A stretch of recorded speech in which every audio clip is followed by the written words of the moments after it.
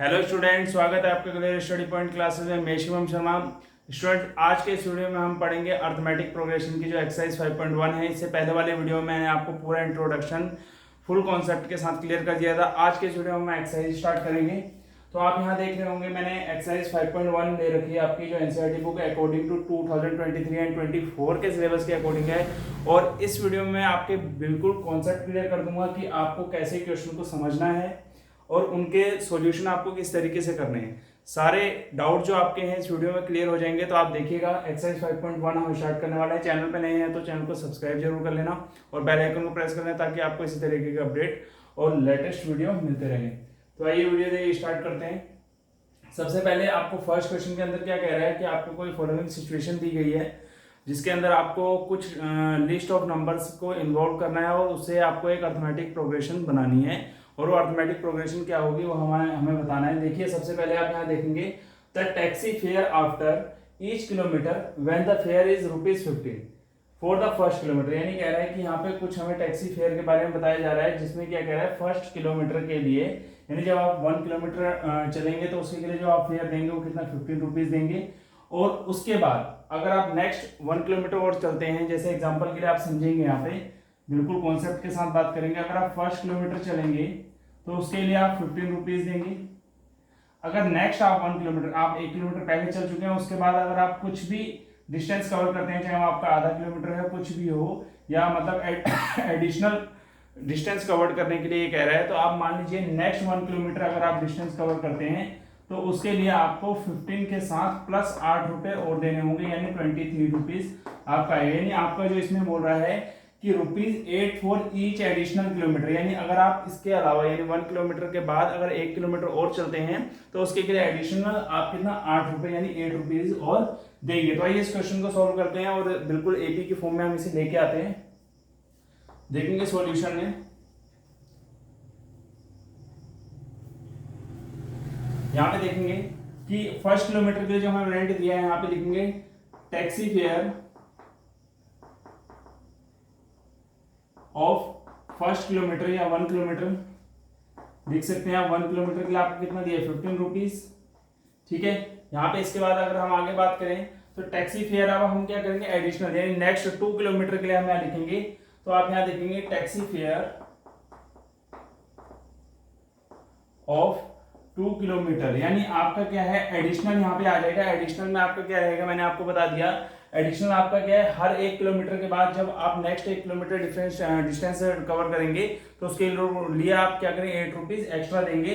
तो यहाँ पे देखेंगे ₹15 आपका फर्स्ट किलोमीटर के लिए हो जाएगा, प्लस ₹8 आपका हो जाएगा। तो नेक्स्ट किलोमीटर के लिए आप कितने रुपीज पे करेंगे, ₹23 पे करेंगे। ऐसे ही नेक्स्ट आप अगले 3 किलोमीटर के लिए आ जाएंगे, यानी एक के बाद 1 किलोमीटर आपका इंक्रीज होता चल जाएगा। और यहाँ पे आपका क्या है 15 प्लस 8 इसमें ऐड होता चले जाएगा। 15 प्लस 8 प्लस 8 यानी 23 प्लस 8 आपको कितना है ₹31 आपका यहाँ पे आ जाएगा। इसके बाद ऐसे ही आपने फोर्थ नेक्स्ट के 1 किलोमीटर के लिए, अभी मैं इसको आपको समझा रहा हूँ कि इसमें ये चीज है क्या क्या, क्योंकि अभी हम सिर्फ नॉर्मल एपी की फॉर्म में से ला रहे हैं, एक सीरीज की फॉर्म में ला रहे हैं। इसके बाद हम इस चीज को चेक भी करेंगे कि क्या ये हमारा सही है या नहीं है। तो यहाँ पे आप देखेंगे, अब यहाँ पे आपका जो है लास्ट टर्म्स आपका 31 आया, तो डायरेक्ट 31 में 8 प्लस कर देते हैं, आपको कितना आ जाएगा ₹39। यानी आपको ये पता चल गया कि आप जैसे जैसे इसमें एडिशनल रेंट जोड़ते जा रहे हैं, यानी ऐड करते जा रहे हैं, तो आपका क्या है रेंट में जो डिफरेंस आता जा रहा है। देखिए पहले ₹15 था, फिर 23 हो गया 2 किलोमीटर के लिए, नेक्स्ट 3 किलोमीटर के लिए 31 हो गया है, नेक्स्ट 4 के लिए आपके लिए ₹39 आ गया। तो आप यहाँ देखेंगे 15, 23, 31 एंड 39 सबके बीच में जो है हमारा क्या डिफरेंस क्या है, सबका सेम आ रहा है। तो इसलिए जब इनका कॉमन डिफरेंस, मैंने आपसे क्या कहा था, जब आपको इंट्रोडक्शन अगर आपने नहीं देखा तो इस वीडियो के डिस्क्रिप्शन में उसका लिंक आ जाएगा, तो आप उसमें जाकर इंट्रोडक्शन पूरा अच्छे से देख सकते हैं ताकि आपको सारे बेसिक कॉन्सेप्ट क्लियर हो जाए। मैंने तभी यहाँ पे थोड़ा सा उसको समझाया नहीं है, ठीक है। तो आप इस चीज को समझिएगा कि जब क्या होता है एपी के बीच का डिफरेंस क्या रहता है, हमारा सेम रहता है, यानी एपी के बीच का जो डिफरेंस अगर सेम है तो ऐसी एपी हमारी एपी कही जाती है। अदरवाइज अगर आपका डिफरेंस हमारा सेम नहीं आएगा, यानी उनके बीच का जो डिफरेंस सेम नहीं है, तो वो हमारी एपी नहीं होगी। तो यहाँ पे आप हर टर्म्स को देख रहे हैं कि हर टर्म्स के बीच में आपको 8 का क्या डिफरेंस आपको यहाँ दिखाई दे रहा होगा। 15 में 23, 23 में 31, 31 में 39, इन सब में क्या है आपका सेम डिफरेंस है, तो इसलिए हमारा क्या होगा एक एपी होगी। तो इसके लास्ट में आप लिख लेंगे यस आप लिख देंगे और ये आपका क्या होगा, एक एपी की फॉर्म में आ जाएगा। तो फर्स्ट क्वेश्चन का फर्स्ट पार्ट क्लियर हो गया। एक चीज मैं आपको और क्लियर कर देता हूँ, देखिए कभी भी आपको जो फर्स्ट चीज दी होगी, फर्स्ट किलोमीटर हो या फर्स्ट टर्म्स हो, फर्स्ट डे हो, कुछ भी हो, तो उसको आप A1 लेके चलेंगे, यानी जिसको हम ए बोलते हैं। और इनके बीच में जब आपकी कोई एडिशनल चीज ऐड होगी, जैसे 50 रुपीज हो गया, 15 रुपीज हो गया, 8 रुपीज हो गया, कुछ भी हो एडिशनल ऐड हो रहा है और वो हर बार सेम ऐड होता चले जा रहा है, तो वही आपका कॉमन डिफरेंस होगा डी। ठीक है, जो भी आपका हो उसको हम क्या बोलते हैं, कॉमन डिफरेंस। तो यहाँ पे 8 जो है, 8 रुपीज जो एडिशनल आपके ऐड हो रहे हैं, ये हमारा किसका काम कर रहे हैं, कॉमन डिफरेंस का काम कर रहे हैं। ठीक है, इस तरीके से हम एपी को क्या करेंगे, अच्छे से क्रिएट कर लेंगे। और दूसरी फॉर्म में अगर आप इसको फॉर्मूले के थ्रू करना चाहें तो फर्स्ट टर्म के लिए एपी A1 इक्वल टू ए रहेगा, यानी 15 आ जाएगा। देन A2 की फॉर्म के लिए मैंने आपको फॉर्मूला पहले ही बता रखा है, a प्लस डी आएगा, यानी आपका यहाँ पे देखेंगे तो 15 प्लस 8 कितना 23 आ जाएगा। देन A3 के लिए यानी थर्ड टर्म्स क्या होगा एपी का, उसके लिए आप फाइंड कर सकते हैं a प्लस 2d करके। तो यहाँ पे देखिए a आपका कितना है, आपका यहाँ पे a रहेगा 15, देन 2 इंटू 8 यानी 8 टू 16 एंड 15 आपका कितना 31।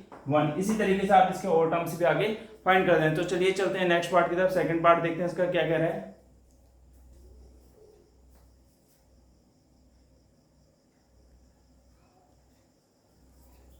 तो यहाँ पे हम बात करेंगे क्वेश्चन नंबर फर्स्ट के सेकंड पार्ट की। तो क्वेश्चन में रीड कर रहा हूँ, आप सुनते रहिए, क्योंकि यहाँ पे बोर्ड पे नोट करने पे थोड़ा सा ये होता है कि नोट करो, फिर इसमें स्पेस थोड़ी कम पड़ जाती है। तो आप डायरेक्ट अपनी एनसीईआरटी बुक से देख सकते हैं क्वेश्चन नंबर फर्स्ट का सेकंड पार्ट। इसमें लिखा है the amount of air present in a cylinder, यानी कोई आपका एक सिलेंडर होगा, एग्जाम्पल के लिए यहाँ बना लेते हैं छोटा सा सिलेंडर। ठीक है, एग्जाम्पल के लिए हमने इस तरीके से कोई सिलेंडर बना लिया समझने के लिए। ठीक है, कह रहे हैं कि when air the amount of present in air, इसमें कुछ क्या है, हवा भरी गई है। ठीक है, समझते रहिएगा अभी आप इसे। When a vacuum pump remove 1/4 of the air remaining in the cylinder at a time, यानी जब इसमें क्या करता है, वैक्यूम पंप लगाया जाता है, तो जब वो प्रेशर करेगा तो उसमें क्या होगा, ये 1/4 पार्ट इसका हर बारी में क्या होता है, रिमूव होता जाएगा, यानी इसमें से एयर क्या आ जाएगी आपकी, रिमूव होती है। सिलेंडर में क्या होगा, 1/4 पार्ट इसका बाहर आता चल जाएगा। तो इस तरीके से अगर एयर हर समय बाहर निकलेगी तो आपका जो एपी बनेगा वो किस तरीके से बनेगा, वो एक्चुअल में कोई एपी होगा या नहीं होगा। तो आइए इसको स्टार्ट करते हैं। सबसे पहले हम मान लेते हैं कि let the volume of cylinder, short में लिख लेंगे, सिलेंडर को मैं शॉर्ट में लिख लेता हूं, बी एक्स हो जाएगी। वॉल्यूम को आप क्या मान, एक्स मान लें, आप वी भी ले सकते हैं, कोई दिक्कत नहीं, वी ले लीजिए, जैसा आप चाहते हैं वी ले लीजिए, एक्स ले लीजिए, जो आपको सुटेबल लगे आप वो ले सकते हैं, एल भी ले सकते हैं, जो आपको ठीक लगे आप वो ले सकते हैं। तो हमने इसे वी मान लिया। अब अकॉर्डिंग टू क्वेश्चन चलेंगे, सॉरी अकॉर्डिंग टू क्वेश्चन हम देखेंगे। आप एपी क्रिएट कर रहे हैं तो एपी का फर्स्ट टर्म जब आप लेके चलेंगे तो वॉल्यूम जो आपकी फर्स्ट रहेगी A1 इक्वल टू आप वी लेके चलेंगे। अब उसके बाद देखिए फर्स्ट स्टार्टिंग में जब फर्स्ट टर्म से आपका वी रहेगा, देन उसके बाद जब A2 आप फाइंड करेंगे, A2 फाइंड करने के लिए क्या बोल रहा है कि जब उसमें प्रेशराइज किया जाता है तो हर बार उसका 1/4 पार्ट क्या आ जाता है, बाहर आता है। तो यहाँ पे देखिएगा 1 माइनस यानी 1v, v हमने इसलिए लिया है क्योंकि हम क्या कर रहे हैं, वॉल्यूम को रिप्रेजेंट कर रहे हैं, हमने सिंबल v लिया है। आप x लेना चाहेंगे तो x ले लीजिएगा, इसमें कोई फर्क नहीं पड़ेगा। 1 मैंने इसलिए लगाया क्योंकि हम एक पार्ट में से ही किसी चीज को माइनस करेंगे, यानी ये क्या है, आपका एक पूरा होल पार्ट है, तो 1 पार्ट में से ही हम कुछ ना कुछ पार्ट्स को माइनस करते जाएंगे तो हमारा आगे आंसर आता जाएगा। तो 1 माइनस 1/4v, तो इसको सोल्व करेंगे तो आपको यहाँ पे 3/4v आ जाएगा। इसी तरीके से हम इसको सोल्व करते चल जाएंगे। अभी देखिएगा यहाँ पे A3 आ गया है, और सॉरी A2 आ गया। अब A3 अगर हम फाइंड करेंगे, A3 फाइंड करने का सिंपल तरीका आप देखेंगे, यहाँ पे हमारा सेम वही टर्म चलेगा, इसमें कुछ हमें चेंजेस करने की जरूरत नहीं है। यहाँ पे आप देखेंगे इसमें आपने क्या करना है, 3/4v आपने यहाँ ले रखा है। उसके बाद आप आगे नेक्स्ट टर्म में आप इसको फाइंड करेंगे तो आपको फिर a माइनस, जैसे हम करते हैं आगे टर्म्स लेके चलते हैं, A3 निकालने के लिए जो हमारा रूल चलता है उस रूल को हम लगाते हुए चलेंगे। ठीक है, इसको हम जब सोल्व करते जाएंगे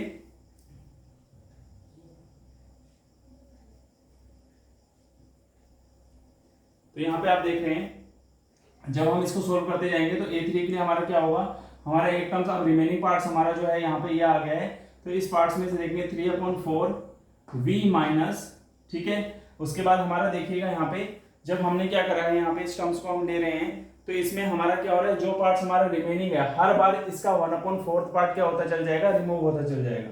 ठीक है, 1/4 पार्ट हम हर बार इसका रिमूव करते जाएंगे। तो देन आप यहाँ देख सकते हैं, अब इसका क्या आ जाएगा आंसर 3v/4 माइनस 3 यानी 3v/16 आ जाएगा। अब इनका जब आप एलसीएम लेंगे तो आपका डिनोमिनेटर में 16 आएगा। अब जब आप इसको क्रॉस मल्टीप्लिकेशन करें 4 को 16 लाने के लिए ऊपर आपको किससे मल्टीप्लाई करना पड़ेगा, 4 को 16 लाने के लिए 4 से मल्टीप्लाई करना पड़ेगा। तो 3 4 12 12v माइनस आपका 3v आ जाएगा और यहाँ पे आपका 9v/16 आ जाएगा। अब इसको अगर आप छोटे टर्म्स में लिखना चाहते हैं तो आप इसको लिख सकते हैं 3/4 का होल स्क्वायर v आ जाएगा। तो ऐसे ही आप इसमें आगे भी टर्म्स फाइंड करते जाएंगे। अब अगर आपको a4 फाइंड करना है तो a4 फाइंड करने के लिए अब आपका रिमेनिंग पार्ट ये वाला आता है, यानी 9v/16 माइनस आगे जो आपका 1/4 पार्ट निकलेगा वो भी किसका निकलेगा, इसी वाले का निकलेगा। तो आगे इसमें हम सॉल्व करेंगे तो देखिए यहाँ पे 16 4 से आपका 64 हो जाएगा। तो ऐसे में आप डायरेक्ट ही लिख देता हूँ, यहाँ पे डायरेक्ट आप देखेंगे 64 और यहाँ पे आप 64 लेंगे तो यहाँ पे जब इनका एलसीएम लेते हैं तो 4 9 36 माइनस 27v आपका आ जाएगा। तो ये आपका क्या है, इसी तरीके से आपकी ये एपी बनती चल जाएगी। अब आप यहाँ देखेंगे कि फर्स्ट टर्म्स हमारा 3/4 है यहाँ पे, देन उसका फिर स्क्वायर हुआ, देन उसका फिर क्यूब हो गया। तो यहाँ पे देखिए 3 का स्क्वायर 9 फिर उसके बाद 3 का क्यूब कितना 27। तो ऐसे ही जो इनके बीच का डिफरेंस आ रहा है आपको सेम नहीं दिख रहा है। अगर डिफरेंस सेम आता तो हर किसका जो आंसर है वो 3/4 के गैप में आना चाहिए था, पर यहाँ पे ऐसा नहीं हो रहा है। पहले यहाँ पे 3 है, उसके बाद 3 का स्क्वायर हो रहा है, फिर 3 का क्यूब हो रहा है, आगे ऐसे 3 की पावर 4 आती जाएगी, 3 की पावर 5 आएगी। तो इसलिए हम ये कह सकते हैं कि ये हमारी एक एपी नहीं है, ठीक है, ये हमारी एक एपी नहीं होगी। तो आइए थर्ड क्वेश्चन के बाद थर्ड पार्ट की तरफ चलते हैं। थर्ड पार्ट देखेंगे आप यहाँ पे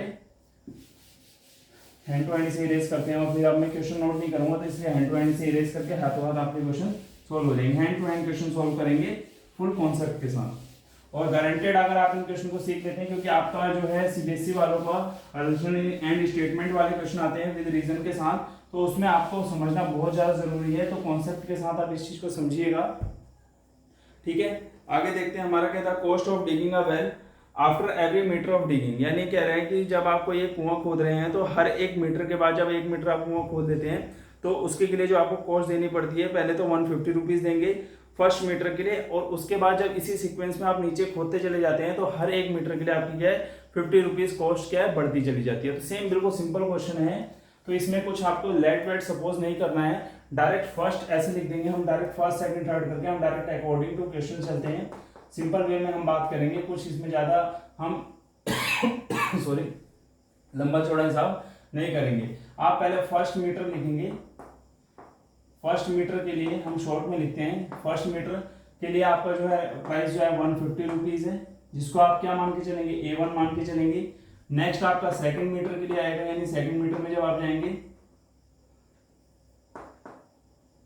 उसके के लिए क्या होगा, देखिए A2 जब आप फाइंड करते हैं, मैं आपको पहले भी बता चुका हूँ, A2 फाइंड करने के लिए आपका कॉमन डिफरेंस आपका जो है यहाँ पे D का वैल्यू जो आपको कितना 50 दिया है, क्योंकि हर 1 मीटर के बाद आपको एडिशनल 50 रुपीज देना पड़ेगा। यानी अगर आप एडिशनल 1 किलोमीटर फर्स्ट मीटर के लिए आपको 150 देना है, देन आप उसके बाद नेक्स्ट 1 मीटर आप जब डिगिंग करेंगे उस कुएं को खोदेंगे तो उसके लिए आपकी जो प्राइस लगेगा वो 50 रुपीज लगना है उसमें, ठीक है। तो 150 प्लस 50 इक्वल्स टू कितना आएगा आपका 200 रुपीज आ जाएगा।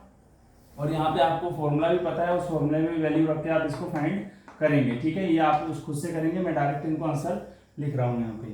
थर्ड मीटर के लिए आप देखेंगे, ठीक है, जब तीसरे मीटर में आप पहुंचेंगे तो आपका 150 तो सेम रहेगा, यहाँ पे 50 प्लस 50 यानी आप इसको फॉर्मूला आपको पता है 2 इंटू डी होता है, तो 250 यानी 100 प्लस 150 यानी 250 आ जाएगा।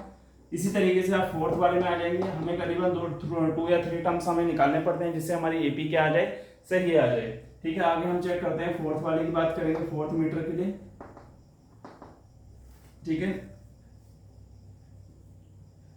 ठीक है। इसमें देखेंगे आप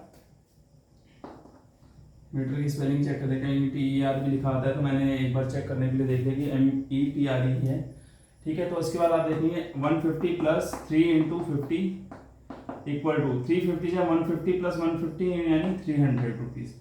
तो यहाँ पे आप देखेंगे जब हमने एक एपी को फॉलो किया, मैंने आपसे क्या कहा, आपको कॉमन डिफरेंस यहाँ 50 ऑलरेडी गिवन है, तो आप यहाँ हर टर्म्स में देखेंगे 50-50 का डिफरेंस आपको देखने को मिलेगा। पहले 150 के बाद 200, 200 के बाद 250 एंड फिर उसके बाद 300। तो इसी तरीके से इसी सीक्वेंस में अगर आप आगे बढ़ते चले जाएंगे तो आपका जो डिफरेंस है वो क्या रहेगा, सेम रहेगा। जब आपके एपी का डिफरेंस क्या आता है, सेम आता है, तो वो आपकी एक एग्जैक्ट एपी होती है, क्योंकि उनका कॉमन डिफरेंस क्या है, सब जगह सेम है। ठीक है, कोई दिक्कत कोई परेशानी तो प्लीज कमेंट करके जरूर बताइए। नेक्स्ट वीडियो में उससे और ज्यादा अच्छे तरीके से आपको समझाया जाएगा, टेंशन ना लीजिए। अगर आपको अभी भी कोई डाउट हो रहा है तो ये वाला तो आपका यस रहेगा। इससे पहले वाला जो पार्ट था क्वेश्चन जो मैंने बताया उसके लिए आंसर नो रहेगा, क्योंकि जो वॉल्यूम थी हर बार चेंज होती चली जा रही है। तो आइए देखते हैं नेक्स्ट क्वेश्चन की तरफ बढ़ते हैं।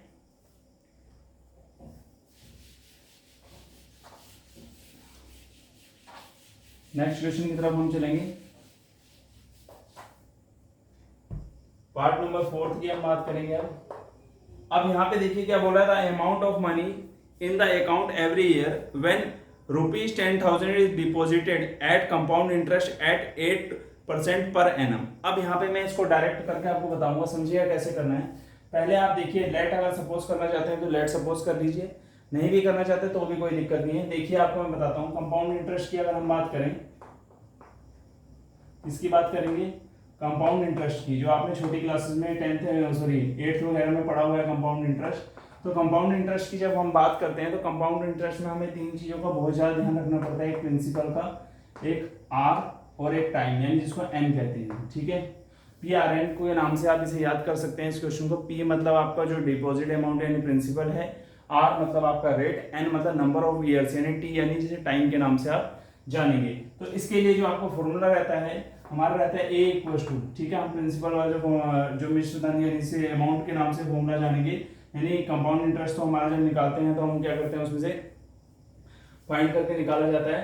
तो यहाँ पे आप देखेंगे, यहाँ पे अमाउंट इक्वल टू आपका जो रहेगा P equal to 1 plus R/100 की पावर n। यहाँ पे n आपका क्या रहेगा, नंबर ऑफ ईयर्स यानी जितने टाइम के लिए आपसे बात कर रहा है, यानी जितना सीक्वेंस आपका उसका बढ़ता चले जा रहा है। R यानी कितने रेट पे वो अमाउंट दी गई है, और P हमारी जो अमाउंट जिसके बारे में हम बात करें यानी प्रिंसिपल अमाउंट जो होगी। ठीक है, आगे हम बात करते हैं, हम इसको सॉल्व करते हैं। फर्स्ट कंडीशन के लिए बात करेंगे हम। फर्स्ट कंडीशन के लिए तो सेम रहेगा, कुछ नहीं है यहाँ पे। फर्स्ट कंडीशन में P की वैल्यू आप 10,000 रखेंगे। यहाँ पे लिखते हैं फर्स्ट कंडीशन, शॉर्ट में कंडीशन को कर्ण लिख देते हैं यहाँ पे। ठीक है, अब यहाँ पे कंडीशन को आप पूरा लिखिएगा। 10,000 ब्रैकेट 1 प्लस R की जगह आप 8/100 की पावर 1 ही रहेगी। सेकंड कंडीशन के लिए आप यहाँ पे लिखेंगे, सेकंड कंडीशन के लिए आपका 10,000 यहाँ पे 1 प्लस 8/100 की पावर ईयर में 2 आ जाएगा। देन थर्ड इसके लिए 10,000 1 प्लस 8/100 की पावर आपकी 3 आ जाएगी। और यहाँ पे फोर्थ वाली कंडीशन की बात करेंगे हम, तो यहाँ पे आप 10,000 1 प्लस 8/100 की पावर 4। अब देखिएगा यहाँ पे आप इस चीज को समझिएगा कि जब हम यहाँ पे बात करें कंपाउंड इंटरेस्ट जो होता है, हर बार क्या होता है, अलग अलग अपनी वैल्यू देगा, और हर बार उनका डिफरेंस भी क्या होगा, अलग अलग होगा।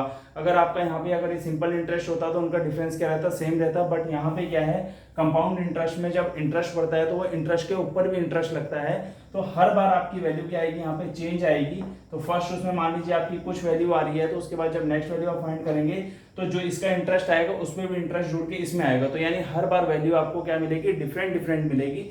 सेम वैल्यू यानी सेम डिफरेंस इनके बीच में आपको देखने को नहीं मिलेगा।